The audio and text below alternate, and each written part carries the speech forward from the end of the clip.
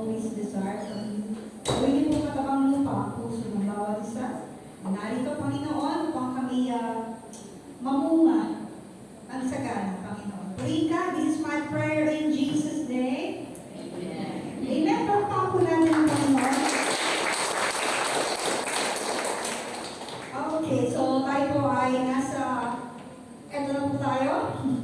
So ating po isang taong series ng One More Souls ay magkakalahating taon na.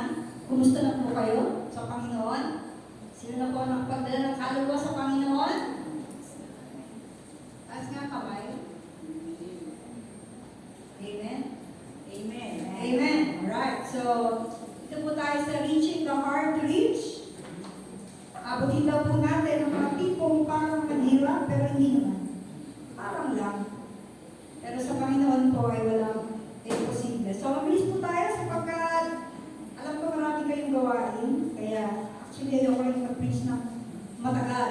Okay?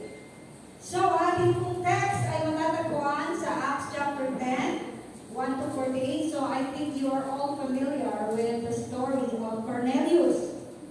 Amen? Sige po, nasa pumilingan si Sister Fred Bueno ng Home Point, Women of Grace Group. Pakampo natin sila. Kain na nito. Basahin po mula po sa 1 hanggang mga 20 po. Hati po tayo kasi hanggang 48 rated. Sige lang po, Sister Fred.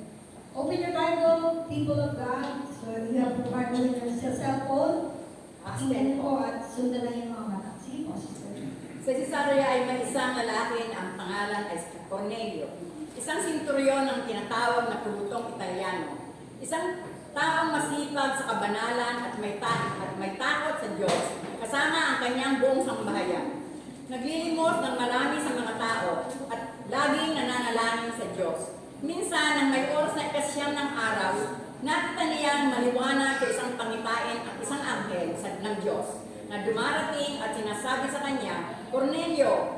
Siya'y tumitig sa kanya na may pagkatakot at nagsabi, ano iyon, Panginoon?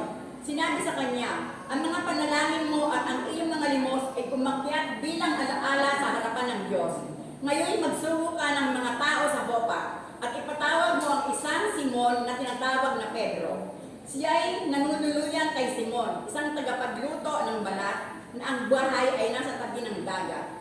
Nang umalis na ang anghel na kumausap sa kanya, tinawag niya ang dalawa sa kanyang mga alila at ang isang tapat na kawal mula sa mga naglilingkod sa kanya. Pagkatapos may isang laysay ang lahat ng mga bagay sa kanila, sila'y isinugo niya sa Jopa.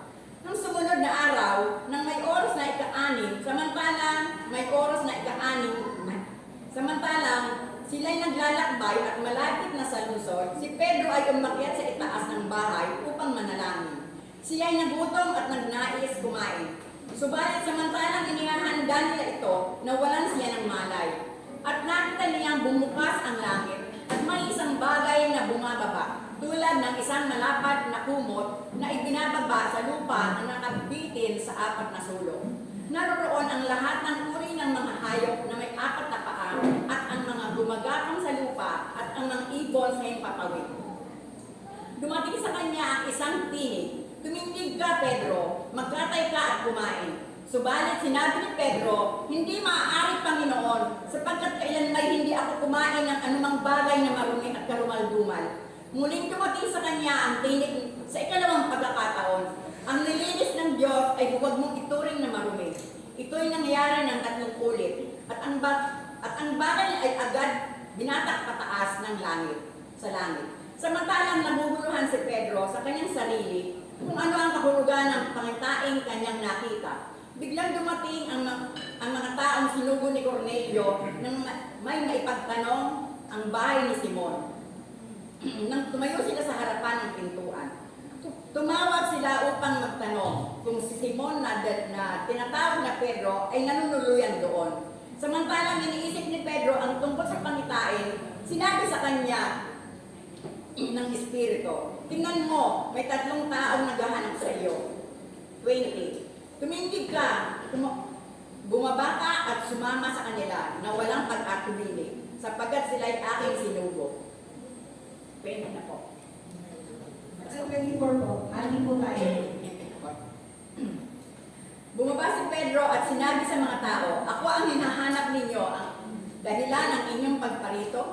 Sinabi nila, si Cornelio na isang senturyon, isang taong matuwid at may takot sa Diyos at may mabuting patotoo sa buong bansa ng mga Hudyo, ay pinagbili na ng isang banal na anghel na ikaw ay patawag sa kanyang bahay upang marinig ang iyong mga salita. Kaya't sila'y pinatuloy niya at naging kanyang panauhin. Nang sumunod na araw, bumangon siya at umalis na kasama nila. At siya'y sinamahan ng ilang kapatid mula sa Jopa. 24. Nang sumunod na araw ay dumating sila sa Cesarea. Sila'y hinihintay ni Cornelio at tinipon ang kanyang mga kamag-anak at ang kanyang malapit na kaibigan. Hallelujah. Thank you po, Sister Pe. 25. Pagpasok ni Pedro sa bahay, sinalubong siya ni Cornelio at nagpadala pa sa kanyang paanan bilang paggalang. Ngunit sinabi ni Pedro, tumindig kayo. Ako'y tao rin katulad nyo. Habang sila'y nag-uusap, pumasok si Pedro sa bahay. Nakita niyang maraming tao sa loob. Sinabi niya sa kanila, hindi kaila sa inyo nalabag sa aming kautosang makisama ang isang Hudyo sa isang Gentil o dumalaw man sa kanya. Ngunit pinakita sa akin ng Diyos na di ko dapat ituloy na may duwis o marumi ng sinumang tao. Kaya nang patawag ako, hindi ako tumutol. Ano ba ang dahilan pinasundo niyo ako? Sumagot si Cornelio, 4 araw na ang nakalipas. Ako'y nasa aming tahanan at nananalangin. Ganito ring oras. Magkatlo ng hapon, walang ano-ano. Isang lalaking nakasisilaw, ang damit, ang tumayo sa harapan ko. Sinabi niya sa akin, Cornelio, dinilig ng Diyos ang inyong panalangin at maalala ang mga pagtulong mo sa mahihirap. Ipasundo mo sa Jope si Simon na tinatawag na Pedro. Siya'y panaruhin sa tahanan ni Simon mamulti ng katat at nakatira sa may tabi ng dagat. Kaya pinasundo ko kayo agad, mabuti na dumating kayo. Ngayon, narito kaming lahat sa harapan ng Diyos upang pakinggan ang lahat ng iniutos sa inyo ng Panginoong sabihin sa amin. Kaya nagsimulang magsalita si Pedro. Ngayon ko natanto ang katunayan na ang Diyos ay hindi nagtatangi ng tao. Tinatanggap niya ang tao sa lahat ng bansa. Mga tao may takot sa Kanya at gumagawa ng matuwid. Ito ang balita ng kapayapaan sa pamamagitan ni Jesucristo ang Panginoon ng lahat. Alam na ninyo ang nangyari sa buong Judea. Nagsimula sa Galilea, pagkatapos na mangarang si Juan tungkol sa bautismo, kung paano si Jesus na taga Nazaret ay pinuspos ng Diyos ng Espiritu Santo at kapangyarihan, saan man magpunta siya gumagawa ng mabuti at nagpapagaling ng lahat ng nasa ilalim ng kapangyarihan ng demonyo pagkat sumasa kanya ang Diyos. Saksi kami sa lahat ng ginawa niya sa lupain ng mga Hudyo at sa Jerusalem. Pinatay nila si Jesus sa pamamagitan ng pagbitay sa isang kahoy, ngunit sa ikatlong araw muli siyang binuhay ng Diyos at inilagang makita. Hindi siya nakita ng lahat, ngunit napakita siya sa mga saksing hiniraw ng Diyos tulad namin kumain at uminom na kasalo niya pagkatapos niyang mabuhay. Intusan niya kaming mangaral sa mga tao at magpatotoo nga siya na siya ang nilalaga ng Diyos bilang hukom ng mga buhay at mga patay. Pinatotohanan ng lahat ng propeta na sinumang sumampalataya sa Kanya ay tatanggap ng kapatawaran ng mga kasalanan sa pamamagitan ng Kanyang pangalan. Verse 44. Samantalang nagsasalita pa si Pedro, bumaba ang Espiritu Santo sa lahat ng nakarinig ng mensahe. Namanghang ang mananampalatayang Hudyo na kasama ni Pedro, pagkat ang mga hintil ay pinagkalooban din ng Espiritu Santo. Narinig nila ang mga ito na nagsasalita ng ibang wika at nagpupuri sa Diyos. Kaya sinabi ni Pedro, mayroon pang makapipigil sa mga ito para bautismuhan ng tubig tulad natin. Saan na ba si teacher?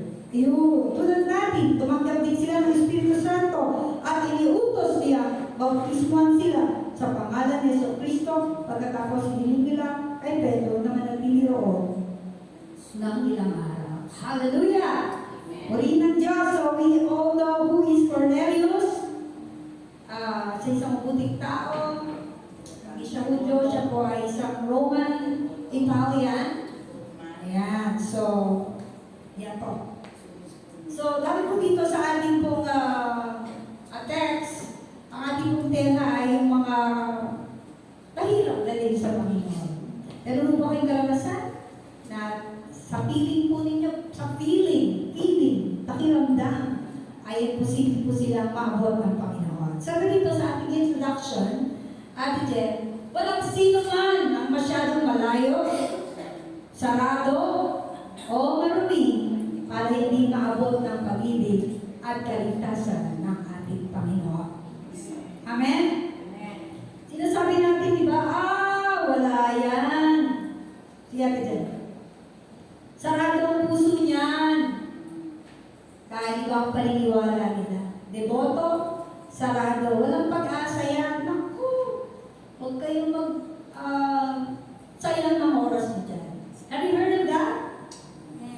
Okay. So, sabi dyan, maaaring ibang paniniwala na sila, pero sige ate dyan. Sa mata ng Diyos, walang malayo, mahirap, at sarado dahil di kayang abutin ni Kristo. Hallelujah. Purihin po ang Panginoon. Okay, so, paano? Paano natin mararating ang mga taong mahirap abutin para kay Kristo? Paano nga ba? Kasi when we go back to the text, so they are in the road of prayer. Nabasa niyo, nagusunod ng mga mata ninyo. Sino pa nakakilala kay Cornelio? He's a good man. He has faith in God. At hindi siyang tumulong sa mga nahihirap. Sa Pampanga, meron kaming Cornelia doon eh. Sayang lang kasi, I don't know what happened. But I know there are a lot of people who like Cornelius. At makita natin dito na ang Diyos po ay nakita ang lahat ng tao. He honors, God honors the good deeds of men. Kahit di po natin siya karubo. Diba? Isa tayo, sabihin natin, tayo lang ang mahal ng Panginoon. Tayo lang ang magaling. Tayo lang ang makadiyos. Pero di po dyan sa tabi-tabi. At makikita po sila ng Panginoon. So, Peter and Cornelius are both prayerful men. In fact, yung pong pangitain ay dumating sa mode na they are praying. Nabasa niyo po ba? Prayerful si Cornelius at si Peter din. Sabi ng Bible doon, no? Umakyat siya sa bubong ng bahay para manalangin. Alam niyo, minsan, yung mga leading ng Panginoon sa atin at mga dikta ay nagaganap sa panahon na tayo po ay nananalangin. Amen? Sino po mapanalangin po sa atin? Kung hindi po, mag-umpisa na po kayo manalangin. Para malaman po natin ang kalooban ng Diyos, maging mapanalangin po tayo. Amen. Sige, Ate Jen. Sabi niya, paano natin sila makakabot? Number 1 is prepare through prayer. So, mananangin po tayo. Dapat nandun tayo palagi sa mode of praying. Di ba sabi ng Bible, pray without ceasing. Kahit naglala pa kayo, kahit bumibili kayo sa tindahan, kahit anong ginagawa ninyo, nagbabayad kayo sa Meralco, pwede po tayo manalangin. Pagkat ang Diyos po ay everywhere. Amen? Nakita po natin yan sa ating text. Ayun o. Sa verses 4 and 9. Cornelius prayed continually. Peter prayed and received a vision. Alam niyo, ang unang step sa pagdadala ng kaluluwa sa Panginoon ay hindi naman lakad ng lakad. At hindi na tayo doon, may lakad tayo doon. Okay yun, kasi masipag po tayo. Pero bago po tayo, maglakad-lakad tayo muna ay lumuhod. Luhod bago lakad. The first step is prayer. Sapagkat ito po ang nagbubukas ng pinto. Ang panalangin ang nagbubukas ng pinto. Sige, ating pong illustration, kung nandyan natin dyan. Alam mo, ang panalangin ay nagbubukas ng puso. Parang lock. Walang saysayang effort kung walang susi. Ang pinto ang nakalak. Amen? Ang panalangin po ang susi na binibigay ng Diyos para sa pusong tila ba nakasara. Ay nako,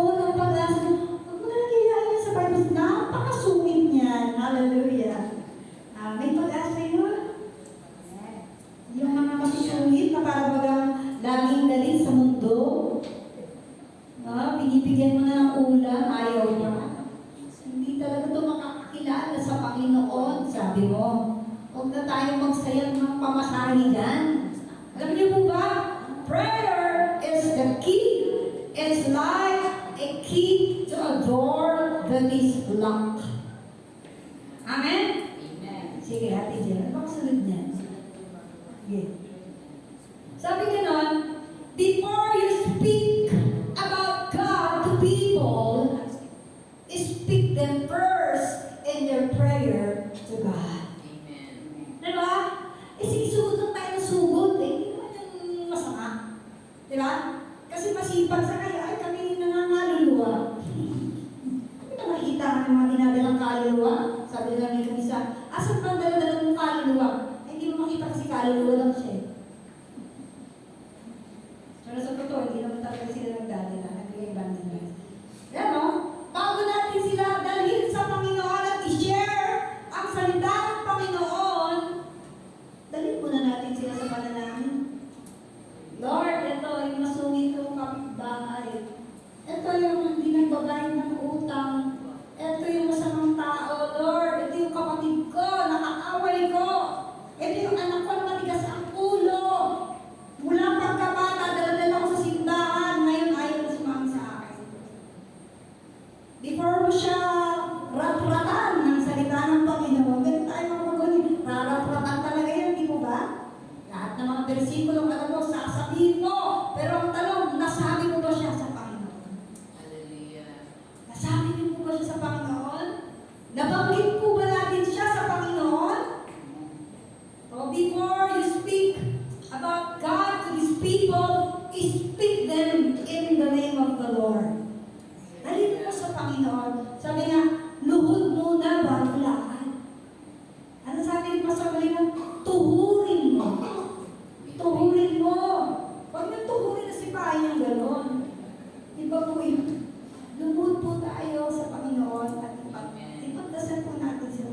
Ipanalangin po sila. Yes. Sabi niya, lista mo daw ang mga saradong puso. Sino ba to? Number 1, number 2. Ito, Lord. Ito, pagdihinan mo ba? Ito, Panginoon. Sundan mo. Sila. Meron pang kalaban-laban yan sa'yo? Wala! Bakit? Tinanong sila sa Panginoon. Hallelujah. Wala nang laban yan. Kasi pinag-pray mo na sila. And if you believe that God answers prayer, do it. Pray.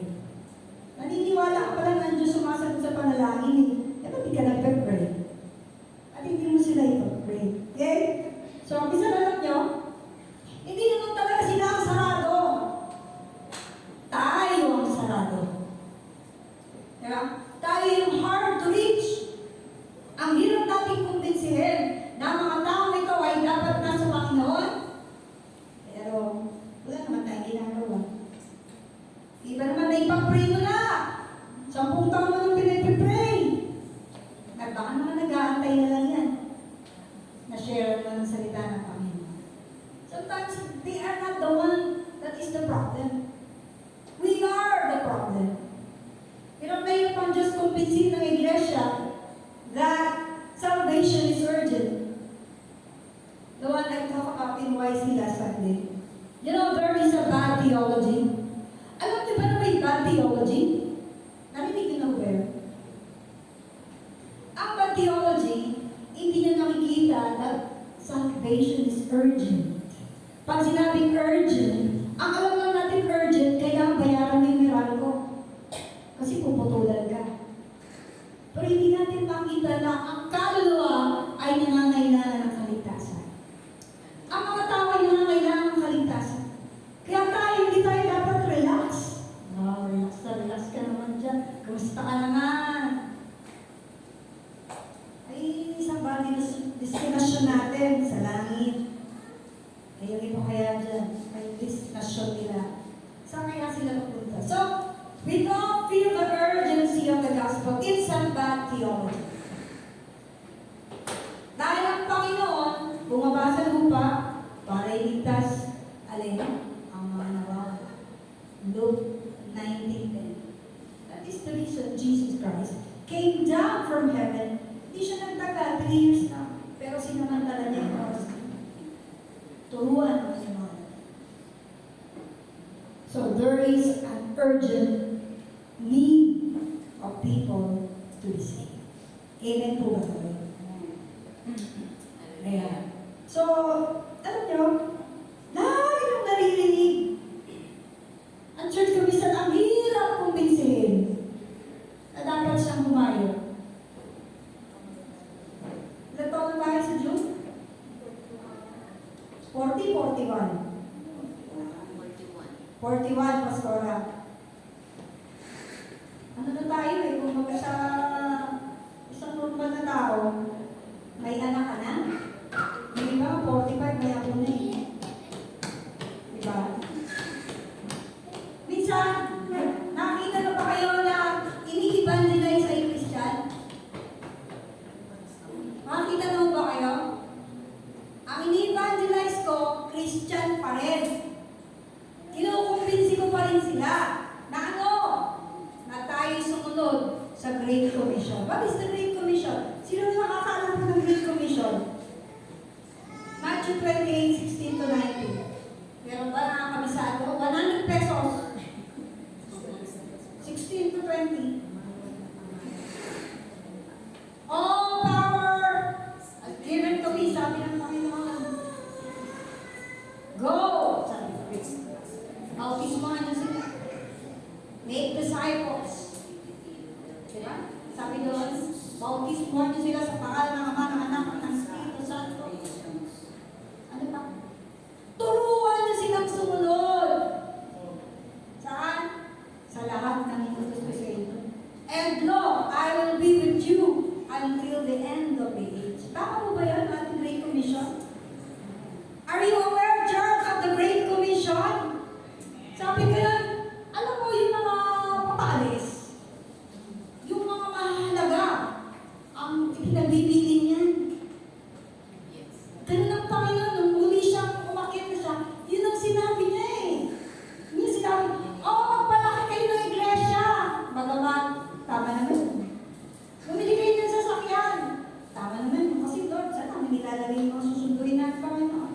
But, above all, ang sabi ni Jesus, go and make disciples. Okay. Yeah. Sige. Ano tayo? Number 2. Sa una ay prayer. Pangalawa, pursuing patience. Yan po ay makita natin sa Acts 9, ay 10, 9-23. Sabi doon, tinanggap ni Pedro ang paanyaya kahit labag sa kanyang kultura at comfort zone. Diba? Hindi ko na-elaborate kasi tatagal ako dito. May Bible na pa kayo. Hindi yung Bible. May maghanap sa iyo, sabi ng Espiritu sa kanya, at sumama ka sa kanya. Alam niyo ba na ang Hudyo at hindi Hudyo ay hindi pwede mag-usap? Ito po ay again sa kanilang kultura sapagkat ang Jew po, napakaliit ng kanilang populasyon sa global population. So they wanted that their culture and faith be preserved. So kung sila'y makikimingle sa mga hindi tao ng Panginoon, baka mamatay yung kanilang culture, yung kanilang heritage, that they are people of God. Pero, nung tanggapin ni Pedro, ang pangitain, pinakita sa kanya ng Panginoon, wala nang malayo, hindi sila marumi, puntahan mo si Cornelius. Alam niyo ba yung Hope in Caesarea? So I googled it. How far it is? Pag kayo travel by feet, 1 to 2 days. Pagka gumamit ng sasakyan, hindi ko alam kung paano sila wala pa namang grab mo. Wala naman siguro ano. So pwedeng sa donkey or kabayo. Sabi doon, kung gaano kalayo, yung syudad ni Simon at ng ni Cornelius, 30 to 38 miles or 48 to 61 kilometers. Medyo malayo po. So, tinignan ko yung wala kami pumunta ng Pampanga, Lord. Gano'n pa kalayo yung Pampanga to Manila. So, ang Manila pala to San Simon ay mas pastorales, 58 to 65 kilometers. Halos magkalayo. So, ganun kalayo. So, from Peter, or from Cornelius to Peter, para tayong bumiyahe ng Pampanga. Hindi ko alam kung saan sila sumakay, pero hindi ko kumbiniyente ang mag-travel sa panahon na yun. Wala akong air condition pa doon na FX o ano ba bang mga sasakyan na masaya? Aeroplano? O lang barong siguro. Pero ano pala ang travel nung araw? So, from there, tinanggap ni Pedro ang paanyayamahin out of his comfort zone. But because he received a vision from God, ang ginawa niya, siya po'y sumunod sa Panginoon. Hallelujah. Sumunod po si Pedro. Diba? Rinig ang kultura, ganun po yun. Dahil inutos ng Diyos, Peter obeyed God. So, sino po sa atin? Yan. Ang ganon. Diba? Break the culture because God has commissioned you. Kinumission mo ba tayo ng Panginoon? Sino ba ang kinumission ni Lord? Di ba ang iglesia? Ang church? Pastor, nagtawag pa dito ng linggo. It is the church na kinumission niya. Hey, people of God, sino ba ang nagmamayari sa inyo? I belong to God. We are Christ ambassadors. At pag lumalakad tayo at kung saan tayo nakakarating, tandaan ninyo, kayo ay ambassador ni Kristo. You represent Christ. You represent God. Sabi nga ni Pastora, hindi ako pupunta ng Bicol na ako'y magliliwaliw lang doon. Kasama na yun. Pero may gagawin ako sa Panginoon. Diba? O, kahit kung ito palinakit namin, nag-iwan kami ng pastor sa Asher. Munti pang maibigay ni Sister Merly. Yung box na may 500 pa rin. Hindi mo buksan ko. Hallelujah. Diba, church? Get out of our comfort zone. Amen. Dahil walang greatness daw, sabi ng isang theologian, there is no great things in your comfort zone. Walang masyado dyan. Labas ka dyan sa iyong comfort zone. May great na gagawin ang ating Panginoon. Okay. So, ayan. Sabi dito, anong kasunod niya natin dyan? Sa totoo ay hindi madaling magdala ng kaluluwa sa Panginoon. Sige, balikan mo na doon natin dyan. Makalagay mo. Yan. Hindi naman talaga madaling magdala ng kaluluwa sa Panginoon. We need patience. Basta, bahala na siya. Yung discipleship talagang pawis talaga yan. Pag tumunod na sa Panginoon, bahala na siya. Ganun ba?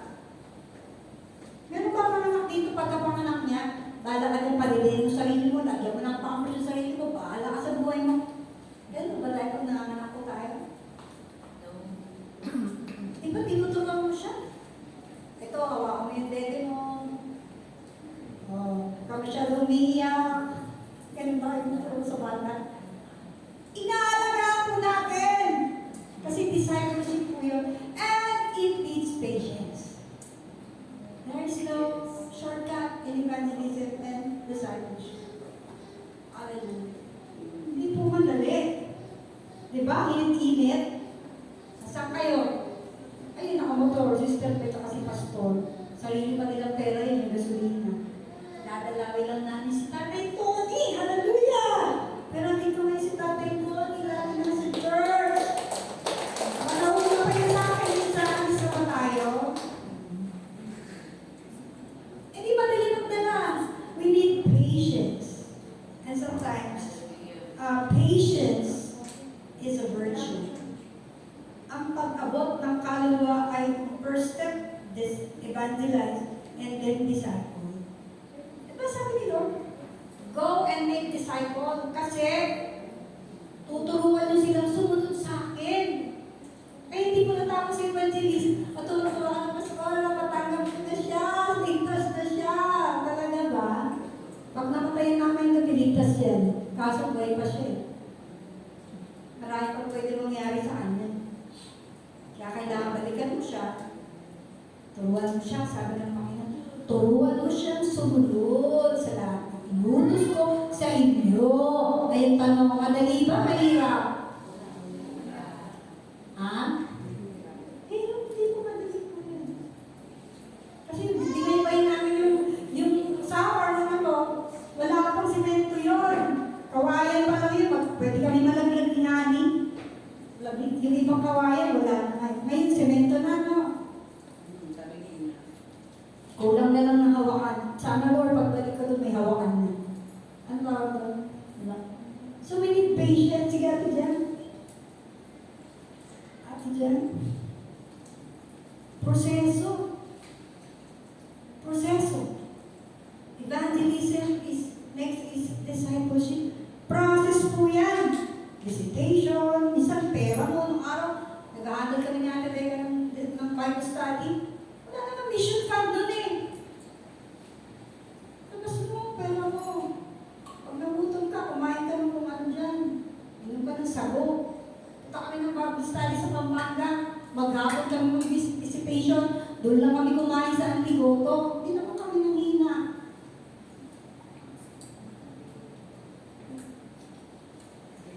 Diba? It's a process. Sige, Ate Jen. Sige. Ayun yung kanina, yung disciple. Yan! Ito tayo, Pastora. Are you a Christian? Answer me. Yes. Ba't ang hina? Ha? Are you a Christian? Amen. Are you a disciple? Oo, A na lang. Wala na kami yan. Kanina, amen. Nabili ko amen. Magkaiba po yan. Hindi ko hinahanap yung mga baguhan dyan, ha? Wala ko masyadong hinahanap. Ngayon, ang kausap po ito yung mga 40 years na sa Panginoon. 10 years sa Panginoon. Sige, let me see your hand. 20 years sa Panginoon.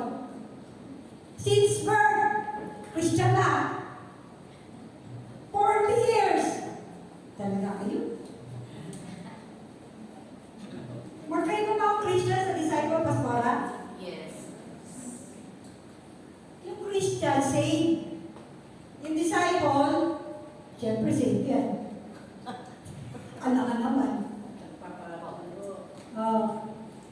Yung Christian, nag-worship yan. Yung disciple, syempre nag-worship yan. Disciple yan. Nag-fellowship yung Christian. Yung disciple, nag-fellowship din yan.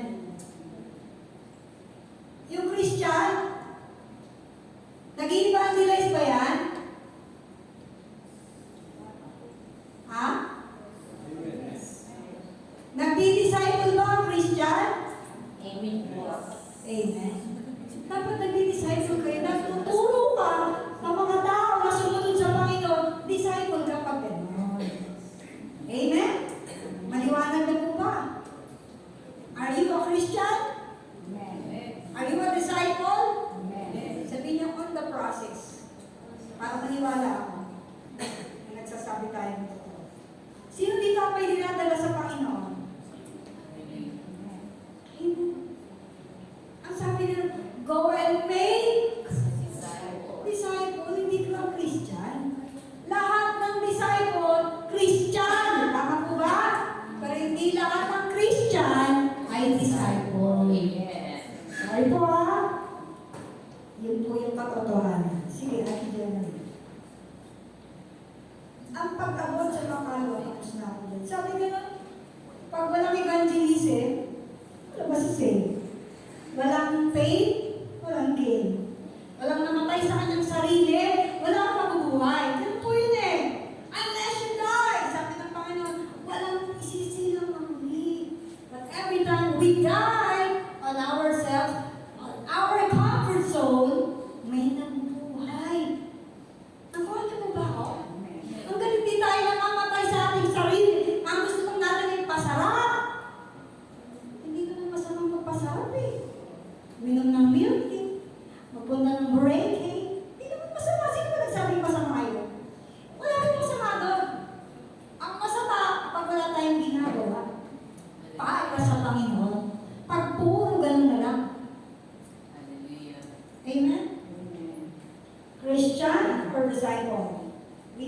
become Christian. Okay. Sige. Sabi niya, the programs of the church bring growth, of course. It's very important. Programa ng simbahan, growth, wala akong problema dyan. But evangelism and discipleship expand God's kingdom. Ating pong One More Soul series, dapat one soul brings one soul. Hindi pa po tayo nagsisiksikan dito eh. Ibig sabihin, yung iba, wala pang nadadala sa Panginoon. Oh, or sorry baka naman dinala nyo sa ibang church, okay lang po yan. Meron po akong testimony na mabilis lang about prayer and patience. Meron akong kamag-anak, nung bata siya, dinala ko siya sa Panginoon, bibigyan, ating dito. Doon na lang sa church, sa Bonanza, dahil malayo. Sabi ko, hindi ka na tumatalo. Mga kapatid ka bang di Christian? Nanay mo, stroke na. Yan na natin siya sa Panginoon. Hindi natin na lang anytime, pwede na mawala yan. Ay naku ate, yung mga kuya ko, wala yan. Hindi mo makakita sa Panginoon yan, mga yan. Talaga ba? Sabi ko. But I just choose to be quiet. Sabi ko, dinapray ko na sila. Matagal ng panahon, Panginoon. Pag-pray lang, Lord, sana kailanganin kanila. That is my prayer. Kailanganin kanila doon. Makita nilang kailangan kanila. Nagkagulo, family problem. So, tinawag kami. Inusin daw sila. Praise the Lord. Praise God. Opportunity. O sige. Ayos namin. Dapat kami nakas positive. Mga siguro mga ate, kaya ako ganito kasi hindi ako nag-church. Hanggang uli. Sabi niya, sige, mag-Bible study na kayo sa bahay namin ulit. Hindi ko na nga kinalimutan ko nga eh. Doon, bahala na kayo sa mga yan. Tapos na, ginawa ko na yung part ko. Minsan, yung mga akala natin imposible. Posible po sa kanila. Hallelujah. That is for God's work. Wala pong mahirap sa Panginoon. Basta ipinag-pray mo sila sa Panginoon. Okay. So yan, pa-program gives growth, but discipleship expand God's kingdom. Umiilang Panginoon. So nandun po tayo sa patience. Patience. Patience, church. Patience is a virtue. Tanda po niyo yan. Walang makakating sa langit na walang pasensya. Tandaan niyo, sabi ko na, ang magdis hanggang mukha, siya lang maliligtas. Kapag Christian tayo, na wala tayong discomfort, alam niyo word of God? Ibigyan ka ng comfort pagka uncomfortable na. Pero pag sobrang ka naman comfortable, bibigyan ka nila ng discomfort. Hindi ka mapakali ngayon. Diba? Hallelujah. So, patience sapagkat process po ang pinagagawa sa atin ng ating Panginoon. Alright. So, number 3 po tayo. Ate Jen. Pangatlo, proclaim with power. Yan. Nung pinabasa ko, tuwa ako kay Pedro. Sabi ko, galing naman niya ito, Lord. Nung sinabi na niya na ang ginawa ni Cornelio, hindi yan tayo mga pamilya niya, kamag-anak. Kasi Peter, may kasama rin naman ng pamilya sa open. So, team din sila. Nung siya nag-preach, wow! First time nag-preach, nag-evangelist, sinasabi niya lang tungkol sa Panginoon. Napuspo sila ng banal na spirito. Ang mga tao nagsalita ng iba't ibang, grabe naman ito pang napaka-powerful ng Panginoon. Hindi pa naman naranasan yan ah. Sana paralas na sa amin ng Lord. Proclaim with power! Si Peter proclaim with power! Si Jesus! All about Jesus ang sinasabi niya. So our message should be all about Jesus. Because may power, amen? Hindi message ko, hindi message ng sino, it's the message, should be the message of Jesus Christ. Itong Jesus na pinakalo sa krus ay muling nabuhay. Siya ang Panginoon ng mga buhay at mga patay sa araw. Husgan. Ganun si Peter.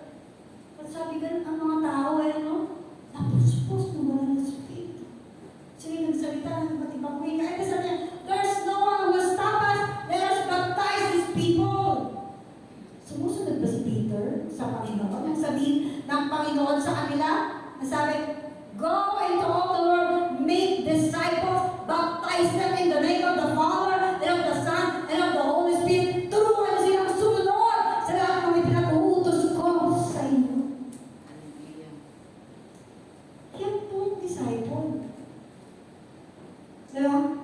Do not be contented that we are Christian. Of course, I'm saved.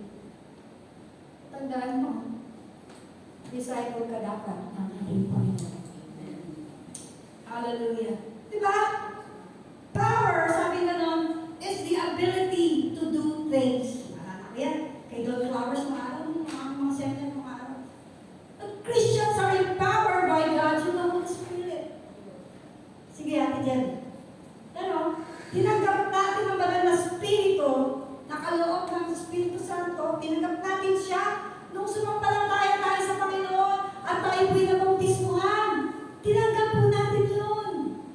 Ano pa?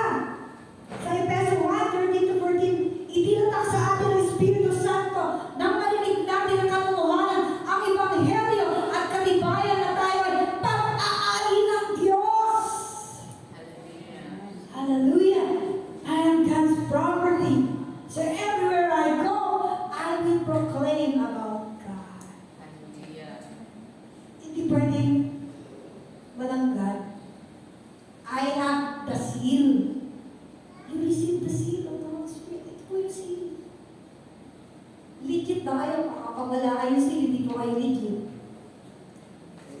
Di ba sabi ko, uy, bago po sa inyo Shopee, tingnan mo, may seal yan. May seal ba yan? Sealyado ba yan? Pag walang seal, ano yun? Ay, peke yan. So kung walang power, walang seal, baka hindi naman talaga tumanggap sa Panginoon. Once nakipag-isa tayo sa Panginoon, narinig natin ang Ebanghelyo, tayo'y nabautismuhan, tinanggap natin ang banal na Espiritu. Hallelujah. Praise God. Ano po yung pinaka-exciting? Ano pinaka-exciting? Ayan, yung Acts 1:8. Sabi ko nun, and you shall receive power when the Holy Spirit has come upon you, and thou shalt be what? My witness. First, to Jerusalem, Judea, Samaria, and to the uttermost part of the world. Bakit tayo kinakailangan bautismuhan? Sapagkat kinakailangan po natin ng kapangyarihan para kaya natin gawin ang ipinagagawa ng Panginoon.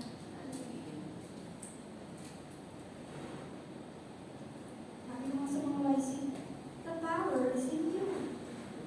Ang tawag dyan, unused power. Ikaw ang bibig. Wala akong sinasabi puso ng wala. Anong reason bakit tayo pinag-iswa ng ating Panginoon? Ayan o. Sino yung iyong Jerusalem? Para maging witness tayo. Saan? Sa ating Jerusalem. Sino ba yung ating Jerusalem? Pamilya natin. Ang iyong Judea. Next, sumunod na malayo, Judea. Kasi Jerusalem nandun sila. And then next is Judea. Kamag-anak, kapitbahay, kaibigan, katrabaho, siguro nandun yan. And then your Samaria. Yung sinasabi ni Pastora, mga marginalized.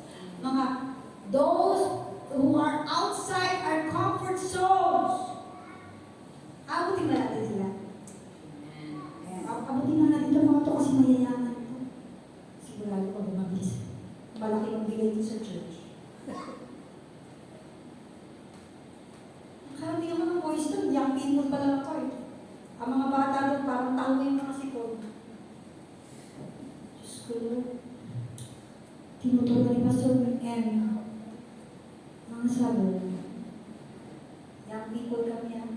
Puro babae young people nung kasama ni Pastor M. Labas ba ako ng voice lang? We are the young people.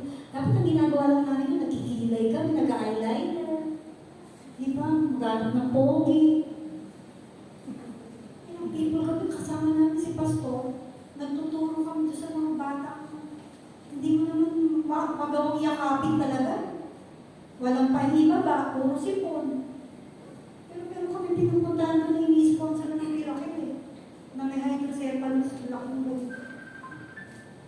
Hallelujah! They are the Samaritan people! God has called us to be a witness.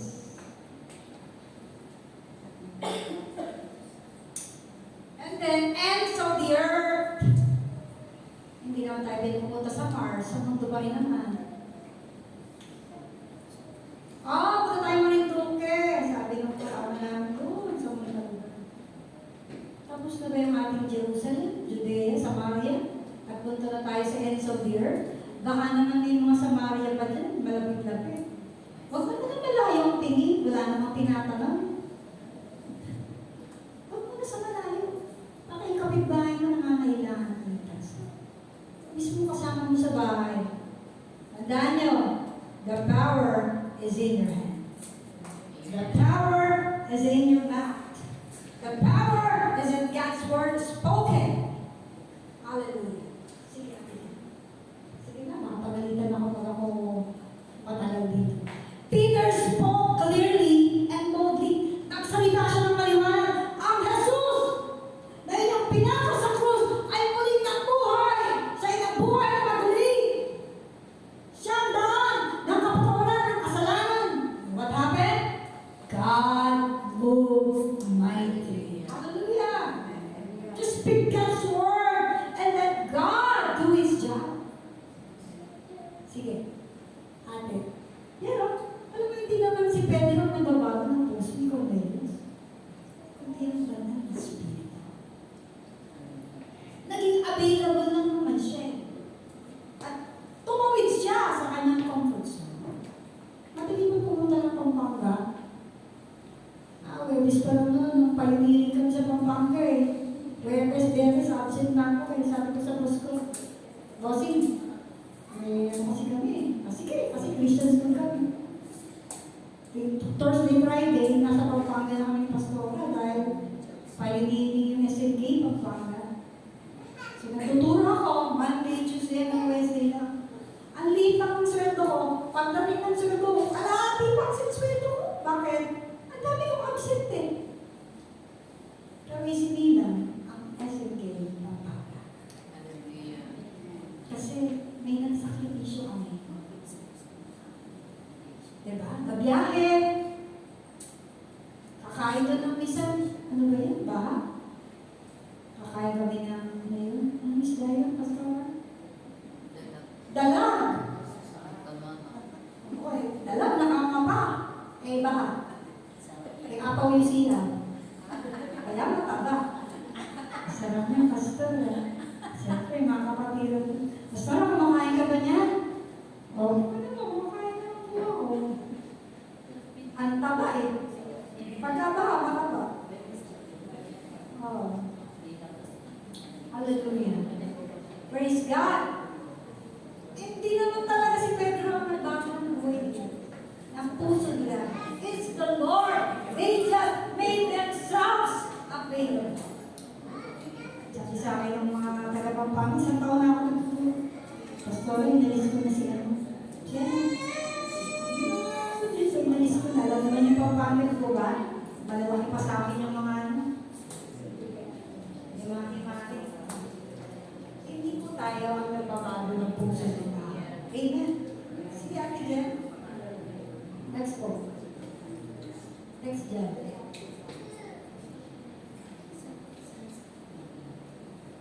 Si Jen, next Jen. Yan. Ang kapangyarihan, sige, okay lang yan, ay hindi galing sa speaker, kundi doon sa nagsunog. Tandaan po ninyo, wala po tayong kapangyarihan. Para lang po tayong daluyan ng kuryente niya para tumanoy ang power. We just need to be available. Kung wala ang tawag dyan, insulator, sino ba magaling dito ang electrician? Pinagdadaanan ka lang ng power. Tandaan mo yan. Kung sa atin lang, wala akong power. Pero dahil nakakonekta ako doon sa source of power, may power pa tumay.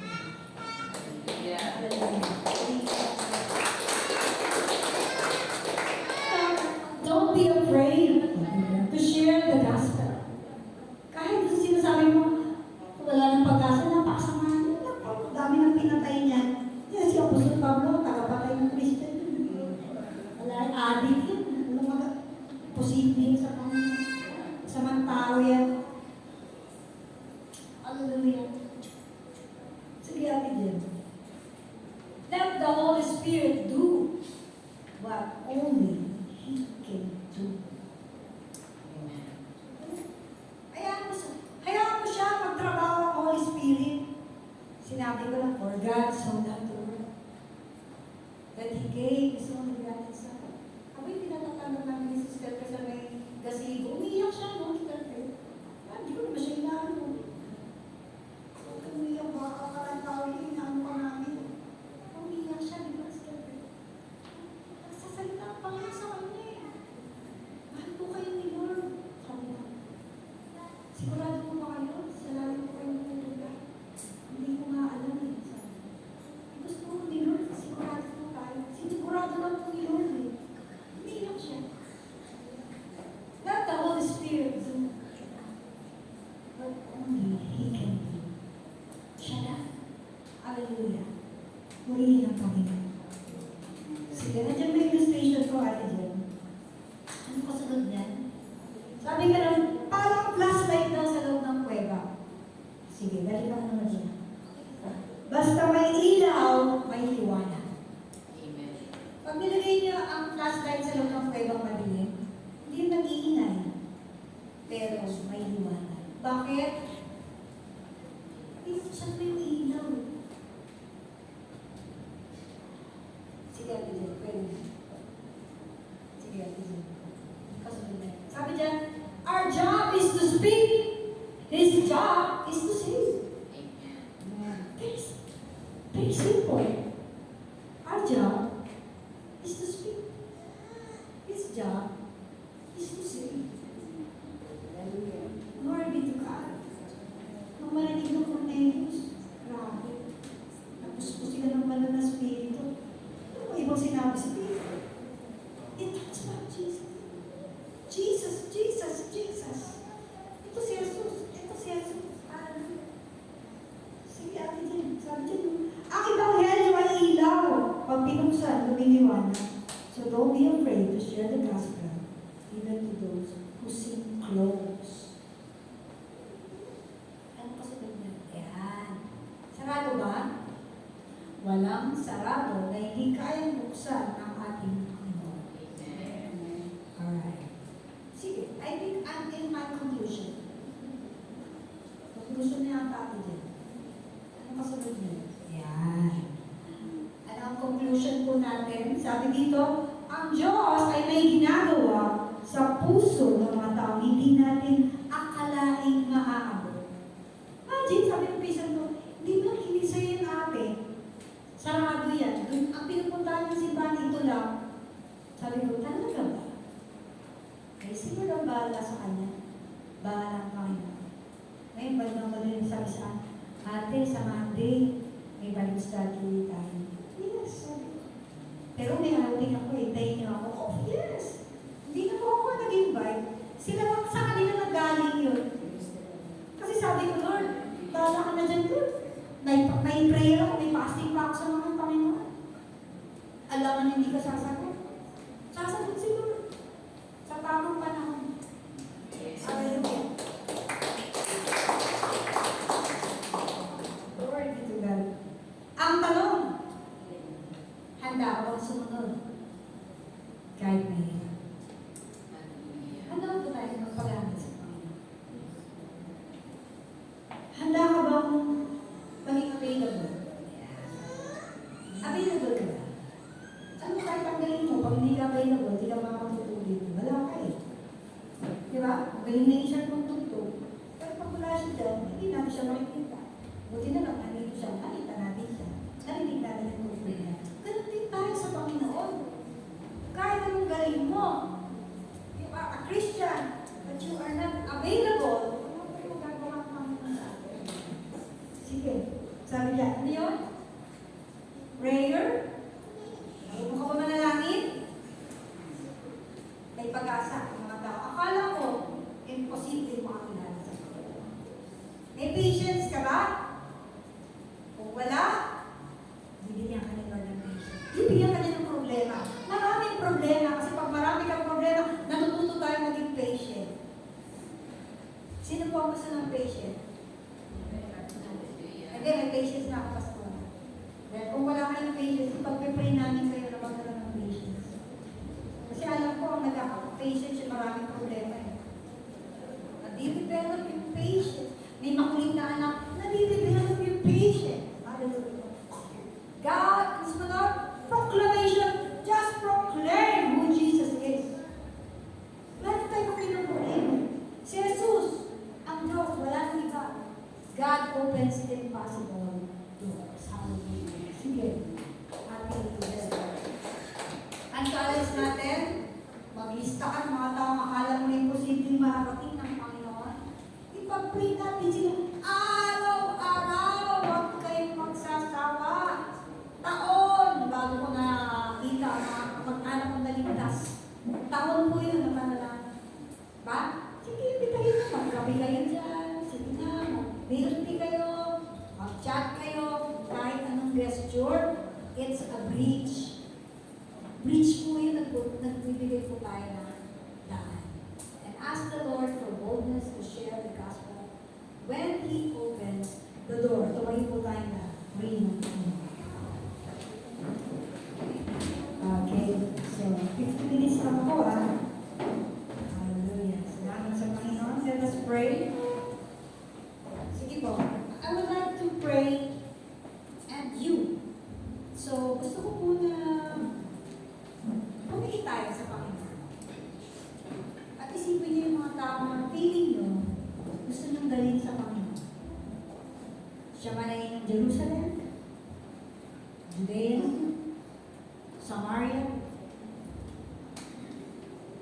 wala pong malayo, walang mahirap, walang sarado, ang puso, basta itinas natin sila sa panalangin. Isipin niyo po sila. Umpisahan silang bangkitin sa Panginoon. That the Lord will touch their heart. Anak niyo ba siya? Magulang niyo? Kung sino man siya. Lord, maraming salamat sa iyo sa umaga ito. Ito ang aking mga kapatid na nananalangin sa mga taong they wanted to be saved, but they are hard. They are close, Lord. Pagutin niyo po sila. Kahabagan mo sila, Panginoon. Buksan mo ang puso nila. Pag narinig nila ang mensahe mula sa amin, magbubo pa sila ng puso, Panginoon. At sila, Panginoon Diyos, ay aabutin mo ng iyong awa, ng iyong pag-ibig, ng iyong kaligtasan, Panginoon. Save them, Lord. This is my prayer. Their prayers. Our prayer, Lord. I pray that the church will listen to your voice. Convict our hearts, Lord, to stay away from our comfort zone, to get out of it. Pagutin namin ang mga tao, Panginoon, na wala pang pagkalala sa iyong mga kabataan, mga wali, mga youth, mga sidardo, na narito mga young couples. Gamitin mo kami, Panginoon, mga pastor, lahat kayo na narito, Panginoon. Salamat po. This is our prayer in Jesus' name.